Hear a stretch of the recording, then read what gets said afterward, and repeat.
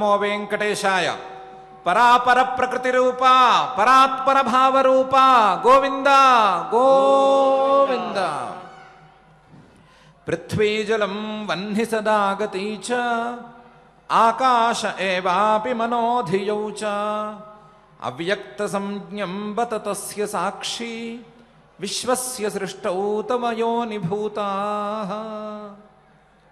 ఓ పరమాత్మ, నీకు పంచభూతాల యొక్క తన్మాత్రలు, మనస్సు, బుద్ధి, అహంకారము, ఆ అహంకారము యొక్క సాక్షి అయినటువంటి జీవుడు, వీరందరూ కూడా ఈ ప్రపంచాన్ని సృష్టి చేయటంలో కారణాలుగా, సాధనాలుగా ఉపయోగపడుతున్నారు. ఈ సాధనాలను ఉపయోగించుకుని నీవు ఈ ప్రపంచాన్ని సృష్టి చేస్తున్నావు.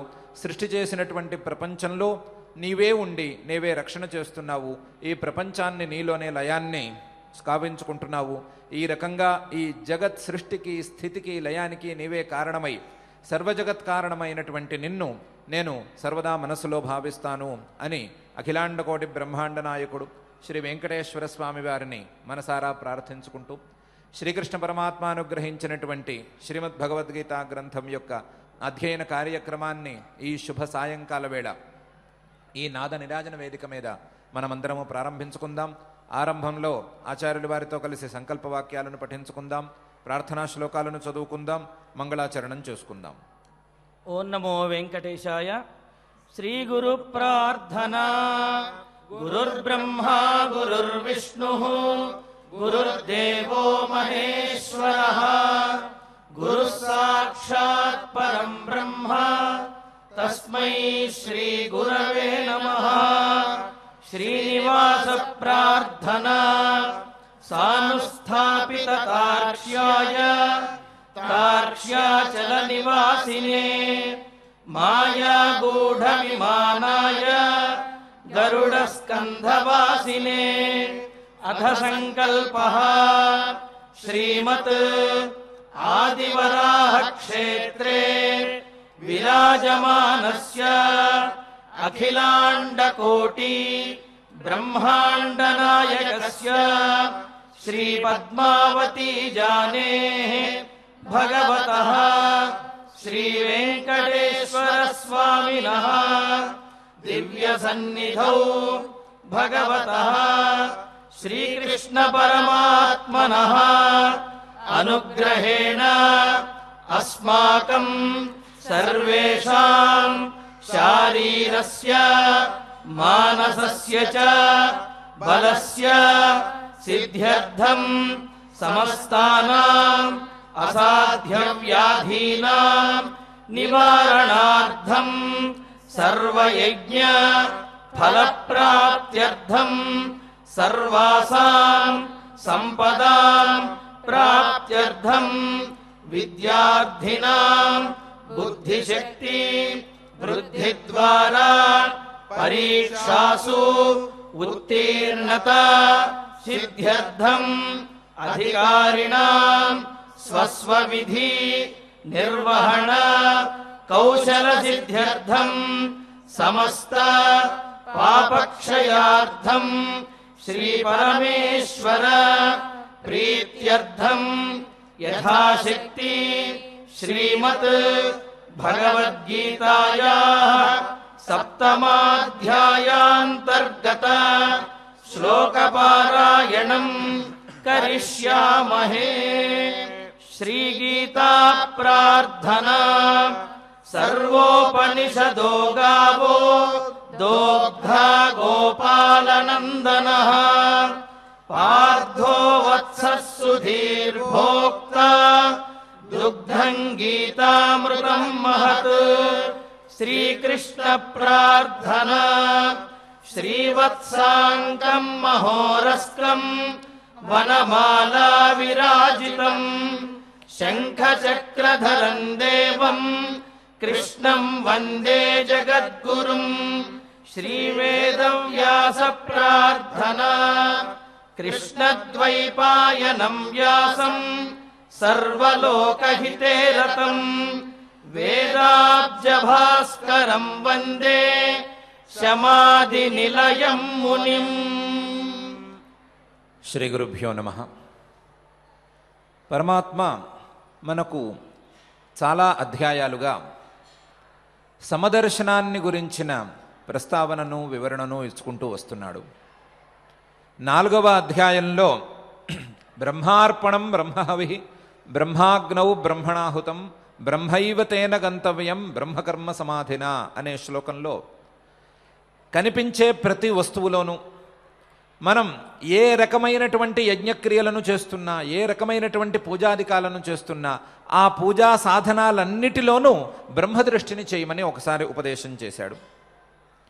5వ పండితా సమదర్శినః అని సూచన చేసి నిర్విశేషం పరం బ్రహ్మ తస్మాత్ బ్రహ్మణితే స్థితాః అని ఆ సమదర్శనం అంటే పరమాత్మ యొక్క దర్శనమే అనే విషయాన్ని మరొకసారి చెప్పాడు. 6వ అధ్యాయంలో కూడా సర్వత్ర సమదర్శన అనే చోట సమమైనటువంటి పరమాత్మను ప్రతి వస్తువులోనూ చూడటం అనేది యోగుల యొక్క కర్తవ్యం అని బోధించాడు. ఆ పరమాత్మను సర్వత్రా చూడటం లేదా పరమాత్మను ప్రతి వస్తువులోనూ చూడటం అనే దాన్ని సమదర్శనంగా పరమాత్మ ఇన్ని అధ్యాయాలుగా మనకు చెప్పుకుంటూ వస్తున్నాడు. కొన్ని చోట్ల సంక్షిప్తంగానూ సూచనాత్మకంగానూ చెప్పాడు, కొన్ని చోట్ల ప్రకటంగానే ఈ విషయాన్ని గురించి చెప్పాడు. ఈ 7వ ప్రారంభంలో ఆ పరమాత్మను తెలుసుకున్నట్లయితే యజ్ఞాత్వా నేహ భూయోన్యత్ జ్ఞాతవ్యం అవశిష్యతే, ఏ రకంగానూ ఇతర వస్తువును తెలుసుకోవలసిన అవసరమే ఉండదు, ఇతర వస్తువు తెలుసుకున్నట్లే అయిపోతుంది అనే విషయాన్ని ప్రస్తావించి పరమాత్మ జ్ఞానం గనక కలిగినట్లయితే ఇతర వస్తువులన్నీ తెలిసినట్లవుతాయి లేదా ఇతర వస్తువులు తెలుసుకోవాల్సిన అవసరం ఉండదు అనే విషయాన్ని చెప్పాడు. అయితే ఇది ఎలా కుదురుతుంది అనే సందేహం మన మనస్సుల్లో అలాగే ఉండిపోయింది. మనం ఆ సందేహాన్ని తీర్చుకోవటం కోసం అసలు ఈ పరీక్షను లేదా ఈ అన్వేషణను ఎక్కడ ప్రారంభించుకోవాలి, ఏ విధంగా ఈ అన్వేషణను మనం ముందుకు తీసుకువెళ్ళాలి అనే విషయంలో చిన్నపాటి చర్చను కూడా చేసుకుని మనకు కనిపించే వస్తువులన్నీ ఒక ఎత్తు అయితే ఈ వస్తువులన్నిటికీ పరమ మూల ప్రకృతి అనేది ఒకటి ఉండాలి. ప్రతి వస్తువుకి ఒక మూల ప్రకృతి ఉంటుంది. ఆ మూల ప్రకృతి అన్ని వస్తువులకి కలిపితే ఉండే మూల ప్రకృతే మనకు పరమాత్మ. ఆ పరమాత్మను కనుక తెలుసుకున్నట్లయితే ఇతర వస్తువుల గురించి తెలుసుకోవాల్సిన అవసరమూ లేదు లేదా ఇతర వస్తువులు తెలుసుకున్నట్లే అయిపోతాయి అనే విషయాన్ని ఒక్కసారి అనుకున్నాం. ఆ విషయాన్ని పరమాత్మ తనదైన శైలిలో, ఒక ప్రత్యేకమైన శైలిలో ఈరోజు మన ముందు ఉంచబోతున్నాడు. పరమాత్మ అసలు పరమ మూల ప్రకృతి లేదా అన్నిటికీ వస్తువులన్నిటికీ పరమాత్మే కారణం అనే విషయాన్ని పైన ఉంచుకుని ఆ పరమాత్మ కింద 2 రకాల ప్రకృతులను ఉంచుతున్నాడు. పరప్రకృతి అపరప్రకృతి అని, లేదా మొదలు అపరప్రకృతి తర్వాత పరప్రకృతి అని. ఈ 2 ప్రకృతుల వలన ఈ మొత్తం చరాచర ప్రపంచం మొత్తం పుట్టుకొస్తుంది. ఈ 2 ప్రకృతులు నాకు సాధనాలు అనే విషయాన్ని చెప్పబోతున్నాడు. ఇలా చెప్పటానికి ముందు ఆ అపర ప్రకృతి అంటే ఏమిటి, తర్వాత పరప్రకృతి అంటే ఏంటి, ఈ 2 ప్రకృతులు తనకు సాధనాలుగా ఎలా తను మలుచుకున్నాడు, ఈ 2 ప్రకృతులు తనకు సాధనాలు ఎలా అవుతాయి, ఆ సాధనాలు అయినందువలన తనను పరమ మూల ప్రకృతిగా ఎలా తెలుసుకోవాలి అనే విషయాన్ని క్రమంగా వివరించబోతున్నాడు. ఆ వివరణ పంథాలో, ఆ వివరణ రీతిలో మొదటి శ్లోకాన్ని ఇలా చెప్తున్నాడు. భూమిరాపో నలో వాయు ఖం మనో బుద్ధిరేవచ అహంకార ఇతీయం మే భిన్నా ప్రకృతిరష్టధ అని. మొత్తం ప్రపంచంలో చాలా వస్తువులు ఉన్నాయి. వస్తువులను మనం లెక్క కట్టడం మొదలు పెడితే ఎవరి వల్ల ఆ లెక్క కట్టడం అనేది పూర్తి కాదు. వస్తువులు ఎప్పుడు 1, 2, 3 ఇవి ఇన్ని అని లెక్క కట్టలేము. ఇవి ఈ రకానికి చెందినవి, ఇవి ఈ రకానికి చెందినవి అని విభాగం చేసుకోవటం అనేదే శాస్త్రీయమైనటువంటి రీతి. అలా విభాగం చేసుకున్నట్లయితే, వస్తువులన్నిటినీ గనక విభాగం చేసుకున్నట్లయితే మనకు పంచభూతాత్మకంగా ఈ ప్రపంచం కనిపిస్తోంది. మనకు కనిపించేటువంటి ప్రపంచం అంతా కూడా పంచభూతమయంగా కనిపిస్తుంది. ఒకవైపు భూమి కావచ్చు, లేదా నీరు కావచ్చు, నిప్పు లాంటి వేడి పదార్థాలు కావచ్చు, వీచే గాలి కావచ్చు, మనం నిలవటానికో లేదా కూర్చోవటానికి ఉండేటువంటి అవకాశం లేదా స్థలం ఇదైనా కావచ్చు. ఇవి మొత్తం పంచభూతాలు. పృథివీ, ఆపః, తేజః, వాయుః, ఆకాశః అని 5 భూతాలు మనకు ఈ ప్రపంచమంతా కనిపిస్తున్నాయి.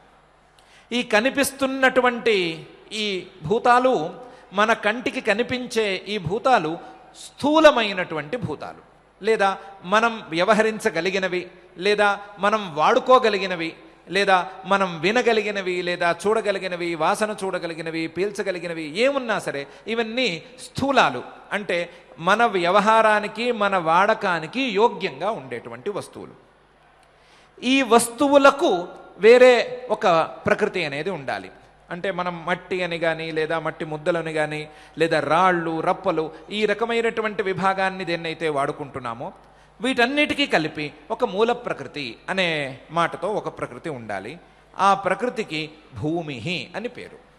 భూమి అంటే దాన్ని శాస్త్రీయమైన భాషలో గంధ తన్మాత్ర అని, పృథివీ తన్మాత్ర అని, పృథివీ తన్మాత్రం అని అంటారు. మనకు కనిపించే స్థూలమైనటువంటి భూమికి కారణంగా ఉండేటువంటి సూక్ష్మమైన భాగం, ఆ సూక్ష్మమైన భాగం నుండి ఈ స్థూలమైన భాగం మనకు వాడకానికి వీలుగా బయటకు వస్తుంది. ఆ సూక్ష్మమైన భాగాన్ని ప్రకృతి అని అంటారు.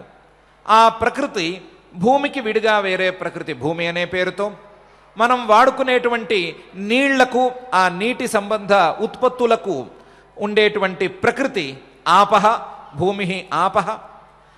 అలాగే మనం వాడుకున్నటువంటి వేడి వస్తువుల యొక్క ప్రకృతి భూమిరాపః, అనలః లేదా తేజః అనేటువంటి ప్రకృతి, లేదా దీన్ని మనం రూపతన్మాత్రం అని కానీ, తేజస్తన్మాత్రం అని కానీ అనుకోవచ్చు.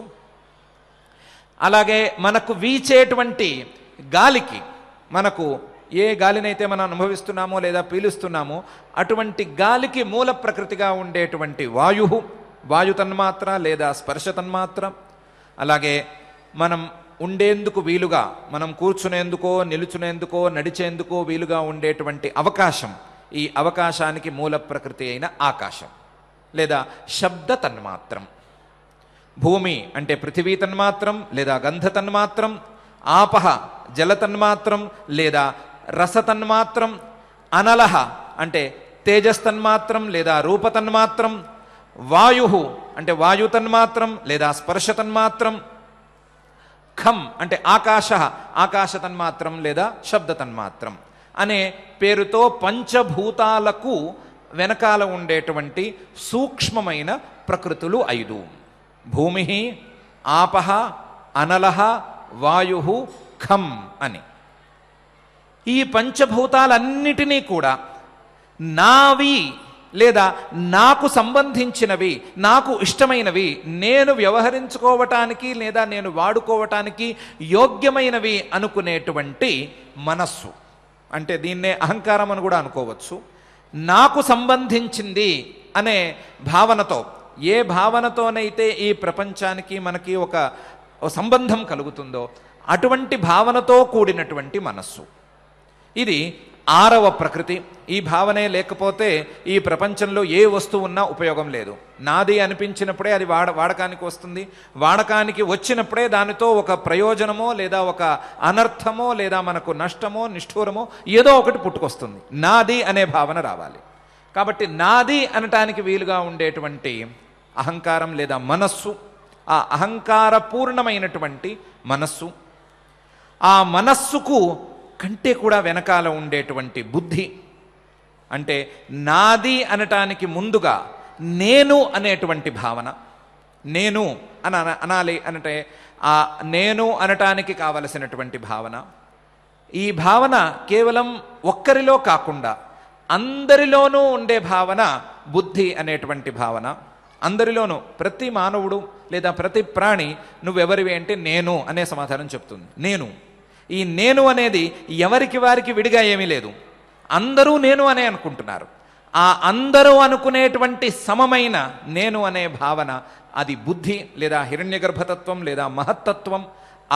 ఇది కూడా ఒక ప్రకృతి. దీనికంటే కూడా అతిమూలమైనటువంటి అతి సూక్ష్మమైనటువంటి ఈ అహంకార వాసనలతో, అహంకార సంస్కారాలతో, నేను నాది అనేటువంటి సంస్కారాలతో కూడినటువంటి అజ్ఞానం, ఈ అజ్ఞానం అనేటువంటి అహంకారం. పంచతన్మాత్రలు, నేను నాది అనేటువంటి భావనతో కూడిన మనస్సు, నేను అనే భావనను అందరిలోనూ కలిగి ఉండేటువంటి బుద్ధి, ఆ బుద్ధికి వెనకాల బుద్ధిని ప్రచోదన చేసేటువంటి నేను అనే వాసనలను, నేను నాది అనేటువంటి సంస్కారాలను కలిగి ఉన్నటువంటి అజ్ఞానం. ఇవి మొత్తం 8 ప్రకృతులు. భూమి, ఆపః, అనలః, వాయు, ఖం, మనః, బుద్ధి ఏవచ అహంకారః ఇతీయం మే భిన్న ప్రకృతిరష్టధ. ఈ 8 రకాలుగా నా యొక్క ప్రకృతి ఇది ఒకటి ఉంది. ఇయం ప్రకృతి, ఇది ఒక ప్రకృతి. దీనికి అపరా ప్రకృతి అని పరమాత్మే పేరు పైన శ్లోకంలో పెట్టబోతున్నాడు. ఇది ఒక ప్రకృతి అంటే మనం అన్వేషణ చేయవలసినటువంటి విధానాన్ని పరమాత్మ ఇక్కడ స్పష్టంగా సూచిస్తున్నాడు. ఏ వస్తువునైనా అన్వేషించేటప్పుడు, పరమ మూలాన్ని అన్వేషించేటప్పుడు ఏం చేయాలి? దీన్ని మనం చూస్తున్నటువంటి, మనకి ఎదురుకుండా కనిపిస్తున్నటువంటి వస్తువు, ఆ వస్తువు యొక్క కారణం ఏమిటి, దానికి కారణం ఏమిటి, దానికి కారణం ఏమిటి అని వెతుక్కుంటూ వెళ్ళాలి. ఆ వెతుక్కోవటానికి శాస్త్రీయమైనటువంటి పద్ధతిని అనుసరించాలి. శాస్త్రీయమైన పద్ధతిని గనక దాటిపోతే మన అన్వేషణ ఫలించదు, మనల్ని దారి తప్పిస్తుంది, ఎటైనా దారి తప్పిస్తుంది. అందువలన శాస్త్రీయమైనటువంటి రీతిలో అన్వేషణ సాగాలి. అన్వేషణ సాగాలి అంటే మనకు కనిపించే వస్తువులు, భూమి లేదా పంచభూతాత్మకంగా ఉండేటువంటి వస్తువులు, ఈ పంచభూతాత్మకమైన వస్తువులకు మూలంగా ఏముండాలి? వాటి యొక్క సూక్ష్మ రూపాలు ఉండాలి. అందువలన మనకు కనిపించే స్థూలమైన భూమికి కారణం లేదా ప్రకృతి ఏమవ్వాలి? దీని వెనకాల ఏముండాలి అంటే సూక్ష్మమైన భూమి ఉండాలి, లేదా గంధ తన్మాత్రం అనే పేరుతో వ్యవహరించే భూమి, పృథివీ తన్మాత్రం ఉండాలి. అలాగే మనం వాడుకునేటువంటి నీటికి కారణం ఏమవ్వాలి? ఆ జల తన్మాత్రలు అయి ఉండాలి. మనం వాడుకునేటువంటి వేడి వస్తువులకు అంటే సూర్యుడు కావచ్చు, అగ్ని కావచ్చు, ఇతర వేడి పదార్థాలు ఏమున్నా సరే వాటన్నిటికీ కారణం ఏమవ్వాలి అంటే తేజ అనే తేజస్తన్మాత్రం అని మూల ప్రకృతి కావాలి. అలాగే మనకు వీచే గాలిని, మనం వాడుకునేటువంటి గాలిని పుట్టించేటువంటి వాయు తన్మాత్రం ఒకటి దానికి మూలంగా ఉండాలి. మనకు అవకాశాన్ని కల్పించేటువంటి ఆకాశానికి వెనకాల సూక్ష్మమైనటువంటి భాగం ఒకటి ప్రకృతిగా ఉండాలి. భూమి, ఆపః, అనలః, వాయు, ఖం, ఇవి పంచభూతాలకు పంచతన్మాత్రలు కారణంగా ఉండేటువంటివి.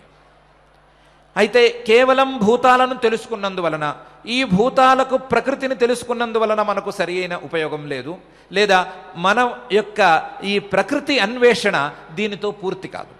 అందువలన పరమాత్మ ఈ ప్రకృతులను కొద్దిగా పెంచి ఈ పంచభూతాలు లేదా సూక్ష్మంగా ఉండే భూతాలు వాడకానికి రావాలి అనంటే, ఇవి మనం వాడుకోవాలి, వీటితో మనం భోగాలనో, కష్టాలనో, సుఖాలనో, దుఃఖాలనో ఏదో ఒకదాన్ని పొందాలి అంటే ఏం కావాలి అంటే నాది, నాకు అనుకూలమైనది అనే భావన రావాలి.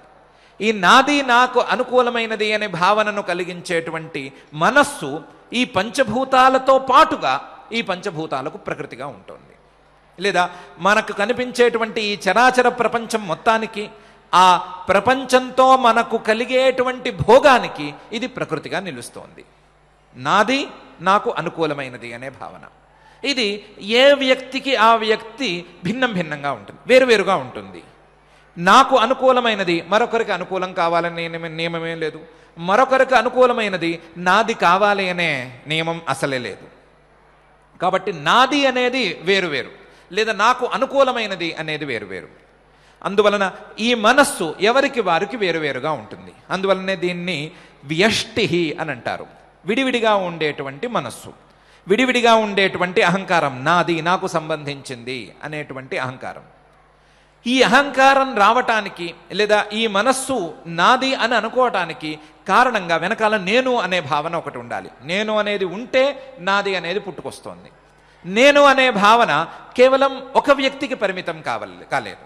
నాది అనే భావన ఆయా వ్యక్తులకు పరిమితమైంది, కానీ నేను అనే భావన మాత్రం ఒక వ్యక్తికి పరిమితం కాలేదు. ఏ వ్యక్తిని అడిగినా నేనే అంటున్నాడు, నేను అనే అంటున్నాడు. ఏ వ్యక్తికి ఆ వ్యక్తి నేనుగా పరిచయం. కాబట్టి ఈ నేను అనేది మనం అనుకున్న దానికంటే కూడా విస్తృతమైన రూపాన్ని కలిగి ఉంది. మన యొక్క ఊహలకు అందనంత విస్తృతంగా ఉండేటువంటిది ఈ నేను. అందువలన దీన్ని సమష్టి అని అన్నారు. అందరూ అనుకునేటువంటి, అందరి బుద్ధులలోనూ ఉండేటువంటి, అందరూ అనుకునేటువంటి ఒక సమష్టి నేను. ఆ నేనుని హిరణ్యగర్భుడు అని లేదా మహత్తత్వం అని కానీ పిలుస్తారు. ఈ మహత్తత్వం అనేటువంటిది కూడా ఒక ప్రకృతి. ఈ ప్రకృతి నేను అనేది లేకపోతే ఎవరికి వారు నాదిగా విడగొట్టుకొని ఆ ప్రపంచంలో ఉండేటువంటి వస్తువుల ద్వారా భోగాలను అనుభవించలేరు. కాబట్టి ఇది కూడా ఒక ప్రకృతే అని పరమాత్మ తెలుస్తున్నాడు. దీంతో పాటుగా ఈ నేను అనే భావన ఎప్పుడు పుడుతుంది, ఎప్పుడు పోతుంది, ఎప్పుడు పుట్టచ్చు, ఎప్పుడు పోవచ్చు అంటే ఆ నేను అనుకోవటానికి వీలుగా ఏమైనా పుడితే అప్పుడు నేను అనుకుంటుంది. నేను అనుకోవటానికి ఏ స్కోప్ లేనప్పుడు, ఏ అవకాశము లేనప్పుడు ఈ నేను అనే భావన ఎక్కడ ఉండిపోతుంది, ఎక్కడ మిగిలిపోతుంది? ఎక్కడి నుంచి ఈ నేను అనే భావన మనల్ని బలంగా తోస్తోంది బయటికి అంటే ఈ నేను అని మన అనాది సంసారంలో అనేక జన్మలలో మనమే పెంచి పోషించుకున్నటువంటి సంస్కారాలన్నీ ఆ అజ్ఞానం అనేటువంటి ఒక పిండంలో లేదా అజ్ఞానం అనేటువంటి ఒక మూల ప్రకృతిలో దాగి ఆ అజ్ఞానం నేను అనేటువంటి సంస్కారాలతో కలిసి ఉండి ఈ నేను అనేదాన్ని, నాది అనేదాన్ని, ఈ పంచభూతాలను వీటన్నిటినీ కూడా బయటికి తోస్తుంది. ఆ నేనులన్నిటికీ, ఆ నేను అనుకునేటువంటి, నావి అనుకునేటువంటి సంస్కారాలన్నిటికీ కూడా ఆశ్రయమైనది అజ్ఞానం. దానికి అవ్యక్తమని, అక్షరమని రకరకాల పేర్లున్నాయి. ఆ అవ్యక్తాన్ని పరమాత్మ అహంకార అని అంటున్నాడు. అహంకార అంటే ఈ నేను అనేటువంటి సంస్కారాలన్నీ దాచుకున్నటువంటి పిండం ఇది. మనం స్వర్ణకారుల దగ్గర చూసినట్లుగా ఒక లక్క ముద్ద, ఆ లక్క ముద్దలో చిన్న చిన్న చిన్న చిన్న బంగారు రేణువులు దాగి ఉంటాయి. చిన్న చిన్న బంగారు రేణువులు కింద పడితే వాళ్ళు లక్క ముద్దతో దాన్ని అద్దుతారు. అద్దితే ఈ చిన్న బంగారు రేణువులన్నీ లక్క ముద్దలో దాగి ఉంటాయి. అన్నీ అందులో కలిసిపోయి ఉంటాయి, బయటికి కనిపించవు. ఆ లక్కను కరిగించిన తర్వాత అందులో ఉండేటువంటి బంగారం పైకి తేలుతుంది. పైకి తేలిన బంగారాన్ని తీసుకోవచ్చు. అట్లాగే ఈ అజ్ఞానం కొంతసేపు ఈ నేను, నాది అనేటువంటి సంస్కారాలను లోపల దాచుకుని ఉంటుంది. కొన్ని సందర్భాల్లో ఆ సంస్కారాలను బయటకు విడిచిపెట్టి ఈ వ్యవహారాన్ని, ఈ వాడకాన్ని లేదా ఈ భోగాన్ని, వీటన్నిటినీ కూడా అది జరిగేట్టు చూసుకుంటుంది. కాబట్టి అజ్ఞానం అనేటువంటిది లేదా అహంకారం లేదా మాయ లేదా అవ్యక్తం, అక్షరం, మహామాయ, మహాసుప్తి ఇలాంటి పేరు కలిగినటువంటి ఈ కారణం కూడా ఒక మూల ప్రకృతి అని 8 రకాలైనటువంటి మూల ప్రకృతులను పరమాత్మ తేల్చాడు. మూలమనే పదం తీసేసుకున్నా సరే భిన్నా ప్రకృతి అష్టధ, 8 రకాలుగా ఈ ప్రకృతిని విడదీసుకోవచ్చు. ఈ ప్రపంచంలో ఉండేటువంటి వస్తువులు, ఆ వస్తువులను మనం అనుభవించటానికి, మనకు ఆ వస్తువులు భోగంలోకి రావటానికి, వాడకంలోకి రావటానికి కారణమైనవి మొత్తం అన్నీ కలిపితే 8 రకాల ప్రకృతులు. భూమిరాపోనలో వాయు ఖమ్మనో బుద్ధిరేవచ అహంకార అని 8 రకాలైన ప్రకృతులు ఉన్నాయి. అహంకార ఇతీయమ్మే భిన్నా ప్రకృతిరష్టధ అని మొదటి శ్లోకంలో తన యొక్క మొదటి ప్రకృతిని, 8 రకాలుగా ఉండేటువంటి మొదటి ప్రకృతిని పరమాత్మ సూచించాడు. దీనికి, ఈ రకమైన ప్రకృతికి పేరు పెడుతూ రెండవ ప్రకృతిని కూడా పై శ్లోకంలో ఇలా చూపిస్తున్నాడు. అపరేయం ఇతస్త్వన్యాం ప్రకృతిం విద్ధి మే పరాం జీవభూతాం మహాబాహో యయేదం ధార్యతే జగత్ అని. ఈ ప్రకృతికి పరమాత్మ పెట్టిన పేరు అపరేయం. ఈ ప్రకృతికి పేరు అపరా ప్రకృతి. అపరా ప్రకృతి, దీనికి అపరా ప్రకృతి అని పేరు. ఇతస్త్వన్యాం ప్రకృతిం విద్ధి మే పరాం, ఈ ప్రకృతి కంటే వేరుగా ఇంకొక ప్రకృతి కూడా ఉంది. ఇతస్త్వన్యాం ప్రకృతిం విద్ధి మే పరాం, ఆ ప్రకృతికి పేరు పరా ప్రకృతి. ఆ ప్రకృతికి మరొక పేరు జీవభూతాం. జీవరూపమైన ప్రకృతి. జీవరూపమైన ప్రకృతి మనం జీవుడు లేదా ఈ ప్రాణాలను ధరించి ఉన్నటువంటి వాడు అని ఎవరినైతే అనుకుంటున్నామో ఆ జీవరూపమైనటువంటి ప్రకృతి, ఈ ప్రకృతికి పరాప్రకృతి అని పేరు. జీవభూతాం మహాబాహో యయేదం ధార్యతే జగత్. వెనకాల ఉండేటువంటి 8 ప్రకృతులు ఈ ప్రపంచాన్ని పుట్టేట్టు చేస్తాయి. పుట్టి ఆ ప్రపంచాన్ని, పుట్టిన ప్రపంచాన్ని జీవుడితో కలిసేట్టు చేస్తాయి. కానీ ఈ జీవరూపమైన ప్రకృతి ఈ ప్రపంచాన్ని పట్టి నిలిపి ఉంచుతుంది. యయేదం ధార్యతే జగత్. ఈ ప్రపంచం పుట్టడానికి కారణమవుతుంది. ఈ ప్రపంచం పుట్టిన తరువాత ఆ ప్రపంచాన్ని పట్టి నిలిచి ఉంటుంది. ఇది ఈ ప్రకృతి యొక్క లక్షణం. యయేదం ధార్యతే జగత్ అని పరమాత్మ తన యొక్క 2వ ప్రకృతిని కూడా ఇక్కడ చూపించాడు. 2వ ప్రకృతిని చూపించటంలో ముందు వెనకాల చెప్పిన 8 రకాలుగా ఉండేటువంటి మొదటి ప్రకృతికి అపరేయం అని పేరు పెట్టాడు.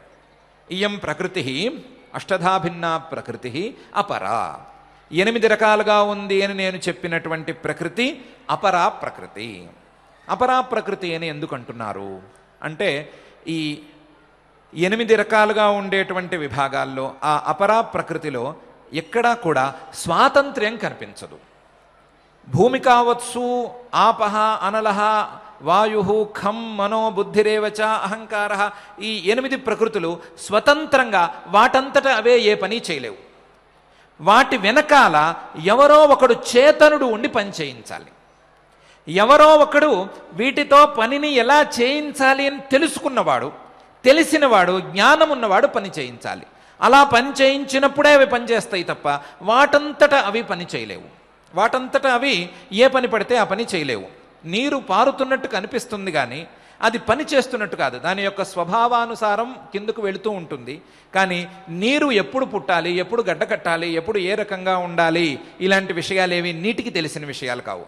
నీరు ఆయా వాతావరణాన్ని బట్టి తన రూపాన్ని మార్చుకుంటున్నట్టు కనిపిస్తుంది, కానీ మార్చేవాడు ఇంకోడు ఉండాలి. ఏ జడమైన వస్తువైనా సరే, ఇవన్నీ జడమైన వస్తువులు అంటే జ్ఞాన రూపంగా కానీ లేదా తెలివి ఉన్న వస్తువులు కానీ కావివి. తెలివి లేని వస్తువులు, జ్ఞానం లేని వస్తువులు, జ్ఞానస్వరూపం కాని వస్తువులు కాబట్టి ఇవి జడమైన వస్తువులు. జడమైన వస్తువులు కాబట్టి స్వతంత్రాలు కావు. స్వతంత్రాలు కాకపోవటం వలన ఇవి వీటి యొక్క ప్రయోజనాన్ని తాము అనుభవించలేవు. భూమి తనలో ఉండేటువంటి గంధాన్ని తను పీల్చలేదు. నీరు తనలో ఉండేటువంటి రసాన్ని తను అనుభవించలేదు. లేదా వాయువు కావచ్చు, ఎవరైనా ఏ భూతమైనా కావచ్చు, తనలో ఉండేటువంటి గుణాలను తను అనుభవించలేదు. ఇవి పరార్థాలు. వీటిని అనుభవించటానికి, వీటిలో ఉండేటువంటి గుణాలను అనుభవించటానికి ఇంకొక చేతనుడు అవసరం. తెలివి ఉన్న జ్ఞానస్వరూపుడైనటువంటి జీవుడు అనేవాడు ఒకడు కావాలి. కాబట్టి ఇవి పరార్థాలు. పరార్థాలు కావటానికి కారణం అవి స్వతంత్రాలు కావు. స్వతంత్రాలు కాకపోవటానికి కారణం అవి జడంగా ఉన్నాయి, చేతన స్వరూపంగా లేవు. అందువలన ఇవి అపరా ప్రకృతి. అపరా అంటే గొప్పవి కావు, నికృష్టమైనవి. నికృష్టమైనవి అంటే ఇంకొకళ్ళ వాడకానికి ఇవి అనుకూలిస్తాయే తప్ప వాటి వలన ఉపయోగం వాటికి లేదు. మరి పరాప్రకృతి అంటే ఎలా ఉండాలి? దీనికి భిన్నంగా ఉండాలి. అంటే ఈ పరాప్రకృతి జీవభూతాం మహాబాహో అన్నాడు. ఈ జీవుడనేటువంటి ప్రకృతి మాత్రం ఇలా లేడు. జీవుడనేవాడు స్వతంత్రుడు. ఎందుకు స్వతంత్రుడు? జీవుడు చేతనుడు. చేతనుడు లేదా చైతన్యం కలిగినవాడు జీవుడు. చైతన్యం అనే పదాన్ని మనం కదలిక అనే అర్థంలో తెలుగులో వాడతాం. కానీ వేదాంత శాస్త్ర మర్యాద ప్రకారం కదలిక కాదు చైతన్యం అంటే. చైతన్యం అంటే జ్ఞానం. ఆ జ్ఞానస్వరూపుడు ఈ జీవుడు. జ్ఞానస్వరూపుడు కాబట్టి అతడు స్వతంత్రుడు. అతడు స్వతంత్రుడు కాబట్టి అతడు ఇంకోటి కోసం పనిచేయడు. ఇతర వస్తువులను వాడుకుని తను భోగాన్ని అనుభవిస్తాడు, లేదా ఇతర వస్తువుల ద్వారా తను ప్రయోజనాన్ని పొందుతాడు. జడమైనటువంటి పంచభూతాల ద్వారానో లేదా మనస్సు, అహంకారము, బుద్ధి అని చెప్పిన వాటి ద్వారానో తను ప్రయోజనాన్ని పొందుతాడు. కాబట్టి ఇతను ప్రధానుడు లేదా ఇతనుడు పరుడు, శ్రేష్ఠుడు. ఈ పంచభూతాల కంటేనూ, అహంకారము, మనస్సు, బుద్ధి వీటికంటేనూ ఈ జీవుడనేటువంటి ప్రకృతి శ్రేష్టమైన ప్రకృతి. ఈ జీవుణ్ణి ప్రకృతిగా ఎందుకు తీసుకొచ్చాడు పరమాత్మ అంటే, ఈ జీవుడి వలనే ఈ పంచ మహాభూతాలు లేదా పంచ సూక్ష్మభూతాలు కానీ స్థూల రూపానికి వస్తాయి. జీవుడు తను ఏదో ఒక జన్మలో లేదా ఆయా జన్మలలో అనేక రకాలైన భోగాలను సాధించుకోవటానికి, వివిధ భోగాలను సంపాదించుకోవటానికి వీరుగా సత్కర్మలనో దుష్కర్మలనో ఉపాసనలో మరొక వాటినో చేస్తూ వచ్చాడు. తన యొక్క కర్మలకు ఫలితాన్ని అనుభవించటానికి జీవుడు జన్మని ఎత్తవలసి ఉంది. ఆ ఫలితాలను అనుభవించటానికి, ఆ ఫలితాలకు అనుకూలంగా ఈ పంచమహాభూతాలు లేదా ఈ పరమాత్మ చెప్పినటువంటి 8 రకాలుగా ఉండేటువంటి ప్రకృతి స్థూల రూపానికి రావలసి ఉంది. స్థూల రూపానికి వచ్చేది ఆయా ప్రకృతిలే అయినప్పటికీ దానికి కారణం జీవుడు చేసుకున్నటువంటి కర్మలు. ఉదాహరణకి ఏ జీవుడికి ఏ రకమైన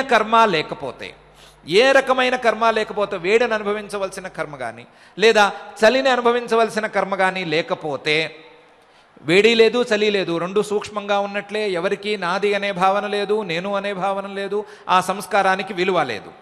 కాబట్టి ఈ కర్మలు లేదా జీవులు చేసుకున్నటువంటి కర్మలు ఫలితాన్ని ఇవ్వాలంటే ఈ పంచమహాభూతాలు, ఈ ప్రకృతులు తమ తమ కార్యాలను తమ తమ పనులను ప్రారంభించాలి. కాబట్టి వాటికి కూడా వెనకాల, వాటికంటే శ్రేష్టంగా, వాటికంటే ఉత్తమమైన స్థితిలో ఉండేటువంటి ప్రకృతి జీవుడు అనేటువంటి ప్రకృతి. ఈ జీవుడు తను జన్మలలో అనేక కర్మలను చేసుకుని, ఆ చేసుకున్నటువంటి కర్మలకు ఫలితాన్ని అనుభవించటం కోసం ఈ ప్రపంచాన్ని తనే సృష్టి చేసుకుంటున్నాడు అనే మాట కంటే తనే సృష్టి చేసుకుంటున్నట్లు, తనే ఈ ప్రపంచాన్ని తన కర్మ అనేటువంటి డబ్బుతో కొనుక్కుంటున్నట్లు లేదా తను తయారు చేయించుకుంటున్నట్లు, తను కర్మ అనేటువంటి ధనాన్ని ఇచ్చి ఈ ప్రపంచాన్ని తయారు చేయించుకుంటున్నట్లు. కాబట్టి జీవభూతాం మహాబాహో ఇది కూడా ఒక ప్రకృతే. ఈ ప్రకృతి యయేదం ధార్యతే జగత్, ఈ ప్రపంచాన్ని పట్టి నిలిపి ఉంచుతోంది. ఈ ప్రపంచాన్ని పట్టి నిలిపి ఉంచడానికి జీవుడి యొక్క కర్మలు అవసరం. జీవుల యొక్క కర్మలే లేకపోతే ఈ ప్రపంచం పుట్టవలసిన అవసరమే లేదు. ఈ ప్రపంచం పుట్టిందే జీవుల యొక్క కర్మలకు ఫలితాలను అనుభవించటానికి, ఆయా జీవులు ఫలితాలను అనుభవించటానికి ఈ ప్రపంచం పుట్టింది. కాబట్టి జీవుడి యొక్క పాత్ర లేదా జీవుడు కూడా ఇందులో చాలా పెద్ద ప్రకృతి. జీవుడి యొక్క పాత్ర ఈ ప్రపంచపు పుట్టుకలో ఉంది. అందువలన ఆ ప్రపంచంలో ఉండే ఆ ప్రపంచపు పుట్టుకలో జీవుడి యొక్క పాత్రను లెక్కేసుకుని పరమాత్మ జీవభూతాం మహాబాహో యయేదం ధార్యతే జగత్ అని చెప్తున్నాడు. అపరేయం ఇతస్త్వన్యాం ప్రకృతిం విద్ధి మే పరాం జీవభూతాం మహాబాహో యయేదం ధార్యతే జగత్ అని ప్రత్యేకించి చెప్తున్నాడు. మొదటిది అపర ప్రకృతి. ఆ అపర ప్రకృతి తను చేసేటువంటి ఏ పనులకు తను భోగాన్ని అనుభవించదు, తన యొక్క గుణాల వలన ప్రయోజనాన్ని తనంతట తానుగా పొందదు, ఆ ప్రకృతి పొందదు, ఆ ప్రకృతి వలన పుట్టేటువంటి వస్తువులు కూడా పొందవు. కానీ రెండవ పర అనే ప్రకృతి, జీవుడు అనేటువంటి ప్రకృతి మాత్రం వాటి వలన ప్రయోజనాలను పొందుతున్నాడు. ప్రయోజనాల్ని పొందటానికి వీలుగా తను అనేక సత్కర్మలనో లేదా దుష్కర్మలనో ఇతర క్రియలనో చేసుకుని ఉన్నాడు. తను చేసుకుని ఉన్నాడు కాబట్టే ఈ ప్రపంచం ఇలా పుడుతోంది కాబట్టి జీవుడిని కూడా ప్రకృతి కిందే భావించాలి అని పరమాత్మ చెప్తున్నాడు. చెప్తూ అపరేయమితస్త్వన్యాం ప్రకృతిం విద్ధి మే పరాం జీవభూతాం మహాబాహో యయేదం ధార్యతే జగత్ అని తన యొక్క రెండవ ప్రకృతిని కూడా ఈ శ్లోకంలో ఉంచాడు. మొదటి శ్లోకంలో మొదటి ప్రకృతిని అపరా ప్రకృతిని, రెండవ శ్లోకంలో పరాప్రకృతిని జీవరూపమైనటువంటి ప్రకృతిని మన ముందు ఉంచాడు. ఈ రెండు ప్రకృతుల ద్వారా పరమాత్మను తెలుసుకునేటువంటి విధానం ఏమిటి అనే విషయాన్ని పరమాత్మ పై శ్లోకాలలో చెప్పబోతున్నాడు. చెప్పి ఆ పరమాత్మయే మూల ప్రకృతి అనే విషయాన్ని ఎలా అర్థం చేసుకోవాలి అనే విషయాన్ని కూడా విస్తారంగా పైన చెప్పబోతున్నాడు. ఆ చెప్పేటువంటి విషయాలన్నిటినీ మనం రాబోయే రోజుల్లో శ్రద్ధగా గమనించుకుంటూ మనకు ఈ పరమమూల ప్రకృతిని అన్వేషించేటువంటి సామర్థ్యం కలగాలి. ఆ పరమమూల ప్రకృతి మనస్సుకు హత్తుకోవాలి. ఈ ప్రకృతిని శాస్త్రీయమైన పద్ధతిలో తెలుసుకునే విధానాలు మనకు అలవాటు అవ్వాలి అని మనం శ్రద్ధగా ప్రార్థించుకుందాం. ఆ ప్రయత్నంలో మనం మూల ప్రకృతి యొక్క అన్వేషణ కోసం చేసేటువంటి ప్రయత్నంలో మనకు సహకరించవలసిందిగా ఆ అఖిలాండకోటి బ్రహ్మాండ నాయకుడు శ్రీ వెంకటేశ్వర స్వామి వారిని మనసారా ప్రార్థించుకుందాం. ప్రార్థించుకుంటూ ఈరోజు పారాయణ కార్యక్రమాన్ని ప్రారంభించుకుందాం. పారాయణ కార్యక్రమంలో ఈరోజు శ్రీమాన్ రామానుజాచార్యులు వారు ఒక్కొక్క పాదాన్ని మనతో పలికిస్తారు. మనం శ్రద్ధగా జాగ్రత్తగా ఆ పాదాన్ని పలుకుదాం. ఓం నమో వెంకటేశాయ. అథ శ్రీమద్భగవద్గీతాసు ఉపనిషత్సు బ్రహ్మ విద్యాయాం యోగశాస్త్రే శ్రీకృష్ణార్జున సంవాదే జ్ఞాన విజ్ఞాన యోగో నామ సప్తమోऽధ్యాయః. శ్రీభగవానువాచ మయ్యాసక్తమనాః పార్థ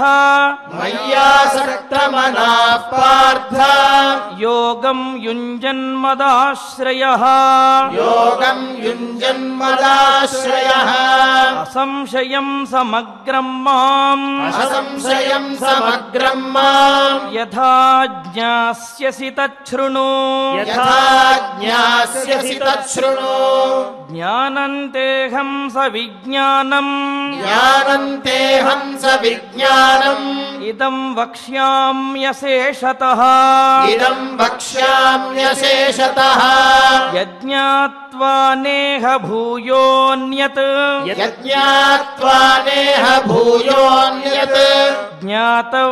జ్ఞాతవ్యమవశిష్యతే. మనుష్యాణాం సహస్రేషు కశ్చిద్యతతి సిద్ధయే యతతామపి సిద్ధానాం కశ్చిన్మాం వేత్తి తత్వతః భూమిరాపో నలో వాయుః ఖమ్మనో బుద్ధిరేవ చ అహంకార ఇతీయం మే భిన్నా ప్రకృతిరష్టధా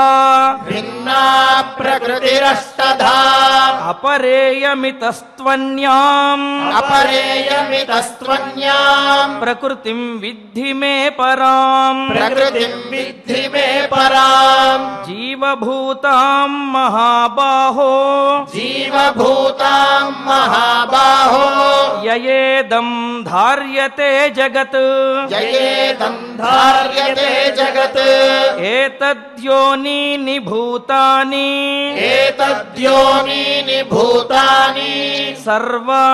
సర్వాణీత్యుపధారయ అహం కృత్స్నస్య జగతః ప్రభవః ప్రళయస్తథా మత్తః పరతరం నాన్యత్ కించిదస్తి ధనంజయ మయి సర్వమిదం ప్రోతం సూత్రే మణిగణా ఇవ రసోహమప్సు కౌంతేయ ప్రభాస్మి శశి సూర్యయోః ప్రణవః సర్వవేదేషు శబ్దః ఖే పౌరుషం నృషు పుణ్యో గంధః పృథివ్యాం చ తేజశ్చాస్మి విభావసౌ జీవనం సర్వభూతేషు తపశ్చాస్మి తపస్విషు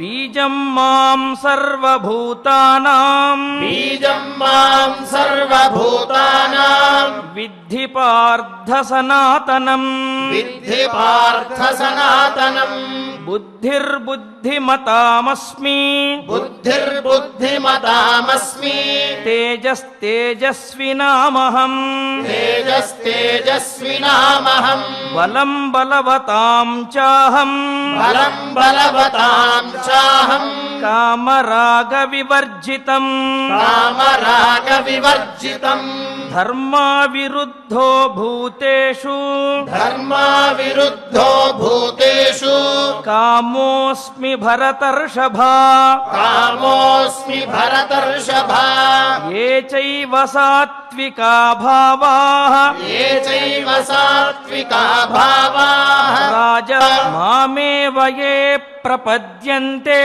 मामेव ये प्रपद्यन्ते मायामेतां तरन्ति ते मायामेतां तरन्ति ते न मां दुष्कृतिनो मूढाः न मां दुष्कृतिनो मूढाः प्रपद्यन्ते नराधमाः प्रपद्यन्ते नराधमाः माययापहृतज्ञानाः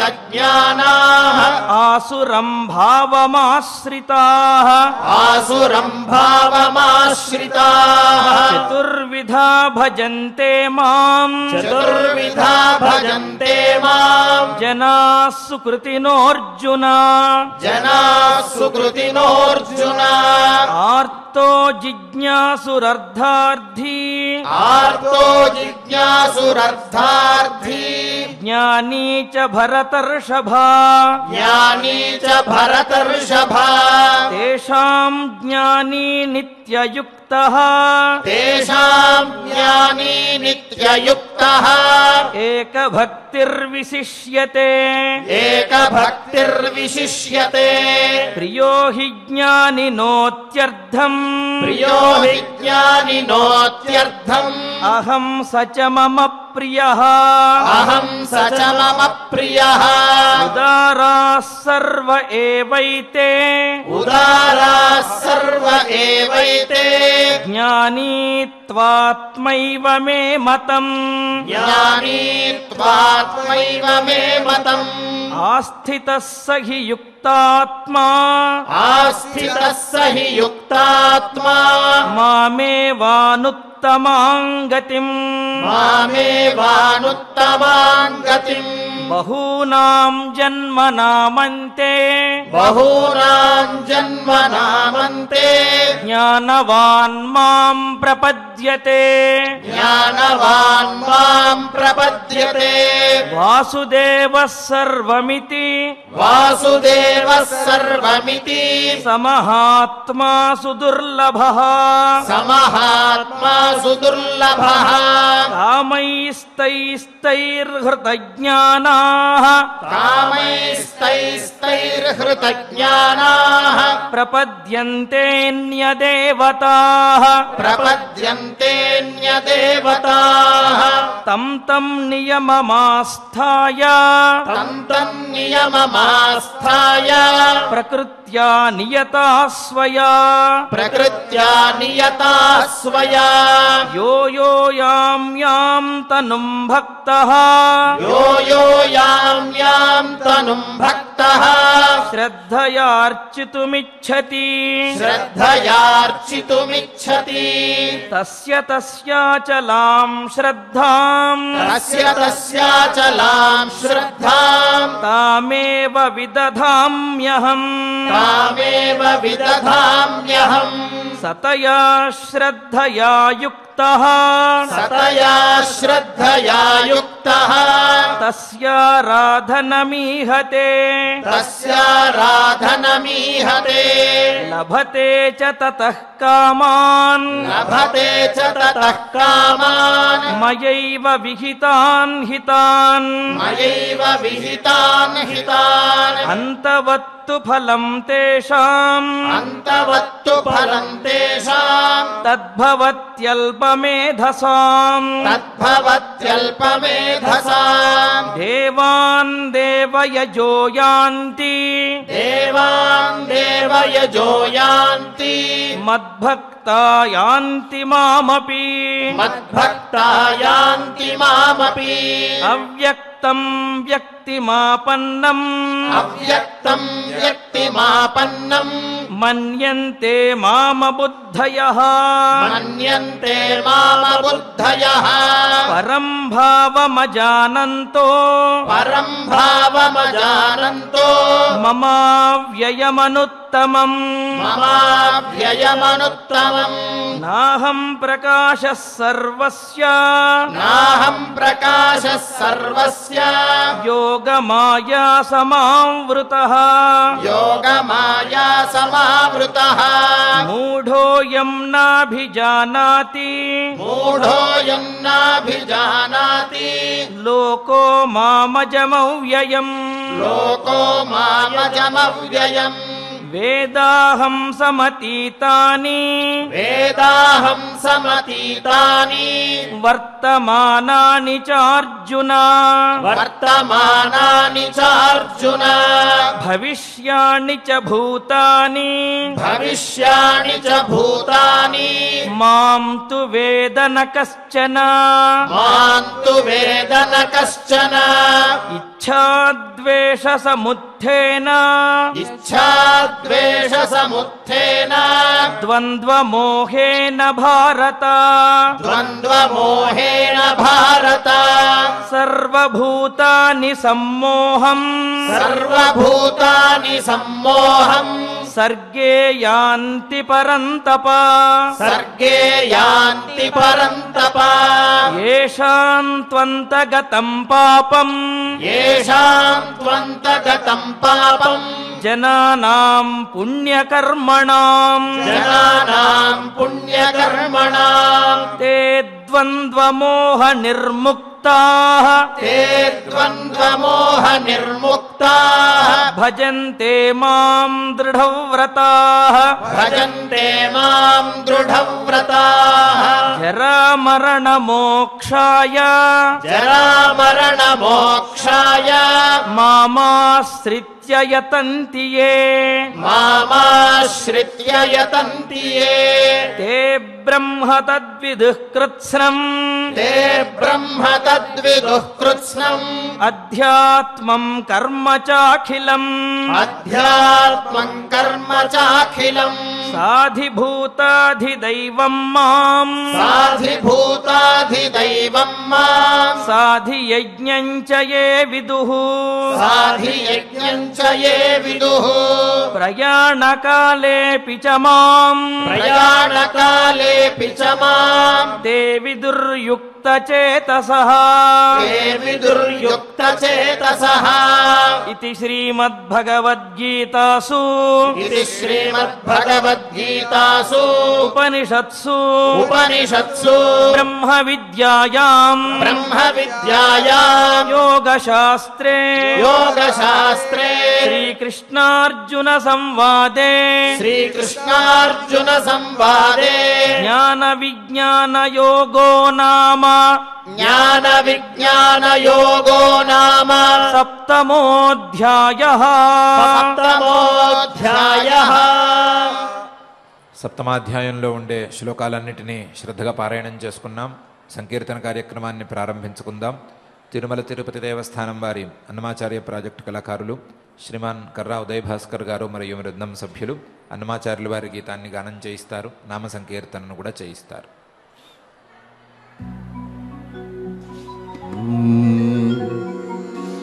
పిలువరే కృష్ణుని పేరుగొని ఇంతటాను,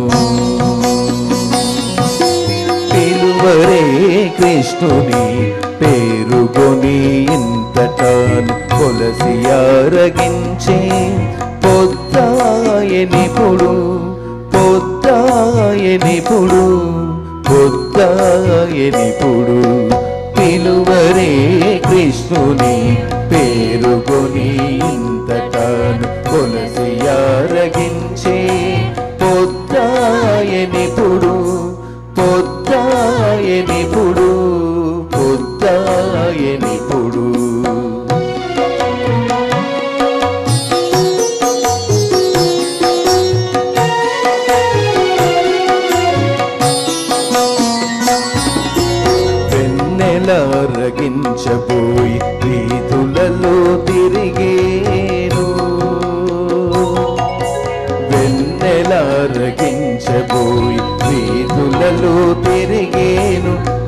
ఎన్నరాని యమునలు ఈదులాడేను వెన్నెలారగించబోయి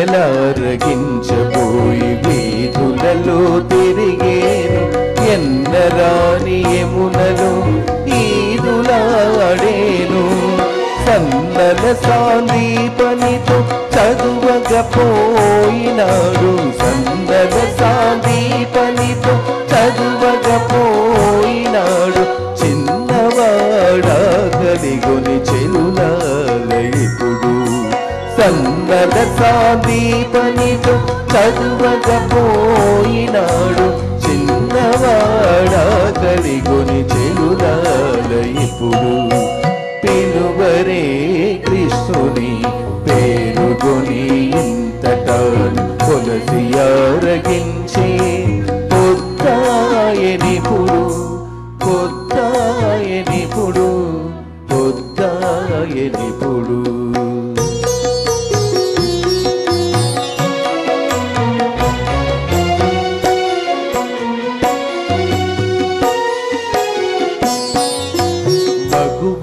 కాగేళ్ళ మరచి నిద్రించేను మగుబల కాగేళ్ళ మరచి నిద్రించేను సొగిసి ఆవులగాచే చోటనున్నాడు మగుబల కాగేళ్ళ మరచి నిద్రించేను సొగిసి ఆవులగాచే చోటనున్నాడు ఎగువను నుట్లకెక్కి ఇంతులకు చిక్కినాడు ఎగువను ఉట్లకెక్కి ఇంతులకు చిక్కినాడు సగము వేడి కూరలు చల్లనాయనిపుడు ఎగువను ఉట్లకెక్కి ఇంతులకు చిక్కినాడు సగము వేడి కూరలు చల్లనాయనిపుడు పిలువరే కృష్ణుని పేరుగొని ఇంతటాన్ కొలసి ఆరగించే పొద్దాయనిపుడు పొద్దాయనిపుడు పొద్దాయనిపుడు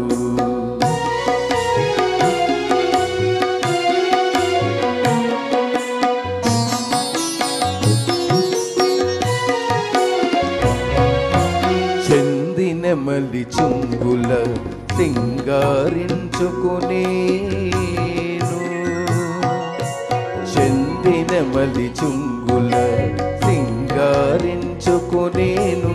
ఇందునే దేవరవలె ఇంటనున్నాడు చెందినమలి చుంగుల సింగారించుకునేను ఇందునే దేవరవలె ఇంటనున్నాడు అందపు శ్రీ వెంకటేశుడాడి వచ్చెనిదే వీడే అందపు శ్రీ వెంకటేశుడాడి వచ్చెనిదే వీడే విందులమ పొద్దుకుర వేళ ఎనిపుడు అందపు శ్రీ వెంకటేశుడాడి వచ్చెనిదే వీడే విందులమ పొద్దుకుర వేళ ఎనిపుడు పిలువరే కృష్ణుని పేరుగొని ఇంతటాను కొలసి ఆరగించే పొద్దాయనిపుడు పొద్దాయనిపుడు పొద్దాయనిపుడు పిలువరే కృష్ణుని పేరుగొని ఇంతటాను కొలసి ఆరగించే పొద్దాయనిపుడు పొద్దాయనిపుడు పొద్దాయనిపుడు. చక్కగా అన్నమాచార్యుల వారి సంకీర్తనను గానం చేసుకున్నాం. ఇప్పుడు ఆచార్యుల వారితో కలిసి మంగళ శ్లోకాన్ని చదువుకుని ఈ కార్యక్రమాన్ని మంగళాంతంగా పూర్తి చేసుకుందాం. యత్ర యోగేశ్వరః కృష్ణో యత్ర పార్థో ధనుర్ధరః తత్ర శ్రీర్విజయో భూతిర్ధ్రువా నీతిర్మతిర్మమ అధ క్షమా ప్రార్థనా యదక్షరపదభ్రష్టం మాత్రాహీనం చ యద్భవేత్ తత్సర్వం క్షమ్యతాం దేవ నారాయణ నమోऽస్తు తే.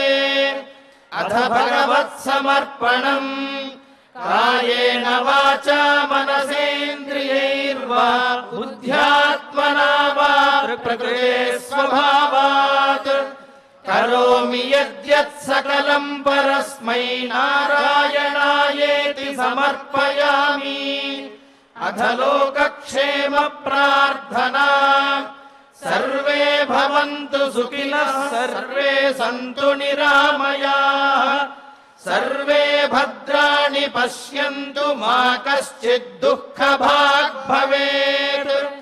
अथ मङ्गलम् श्रियः कान्ताय कल्याणनिधये निधयेऽर्थिनाम् श्रीवेङ्कटनिवासाय श्रीनिवासाय मङ्गलम्।